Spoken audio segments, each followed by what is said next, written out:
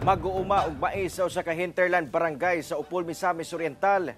Nanawagan og tabang karong naapektuhan ang ilang pananom sa El Nino.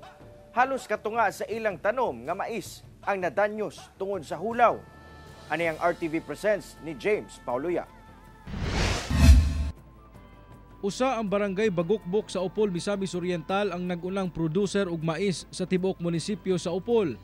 Gani, adunay 7 ka mga Farmers Association ng ilang barangay ug sagad kanila mais ang ginatanom. Sa pagsugod nila og tanom og mais sa bulan sa Oktubre sa milabayng tuig, nakasinati pa sila og ulan, butang nga dali silang nagpugas sa pamasin nga magpadayon ang pag-ulan.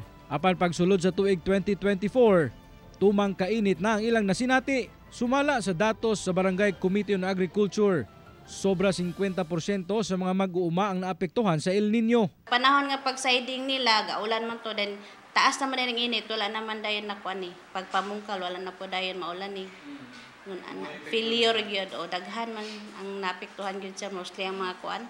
Farmer gyud. Ang tunga sa hektaryang maisa ni Giovanni, 15 gikapitalan og 15,000 pesos. Nahurot kadaot ang bunga. Sumala niya nga gipangitaan na lang nila og pamaagi aron aduna pay mapuslan. 5 ka sako nga abono lagyan na yung nagasto ko. 5. Mapay labot libor ni mo pagpasanggi, pasaking ani. Oo, pagpapugas pa. Pero sa imong tanawon so man pildi na. Wala. Ana gid pildi kini siya.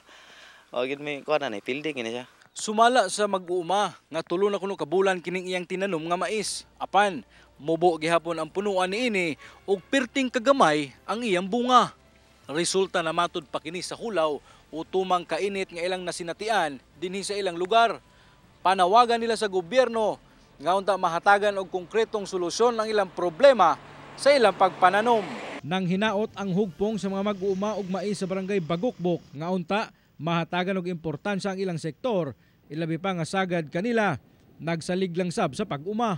Sa kuha lang sa kasinatian ako kining gitawag og calamity dili kay ang kanang bagyo lang kun dili hasta ang hulaw gyud maapektado gyapon ang mga mag-uuma. Karon kay hapit na mabungtinan tingtanom abono gyud binhi.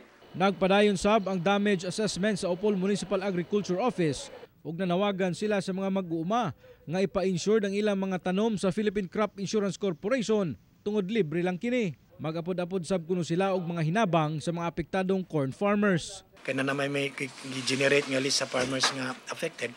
Tan-awon na mo to kung kay kato among unahon og hatag sa assistance na. Ang atong assistance is natay isa ka bag nga corn plus natay 2 ka patabanan pag nato og 2 ka bag pud nga fertilizer. Kauban si Jaybert Pairat sa kamera. Ako si James Pauliap para sa One Mindanao.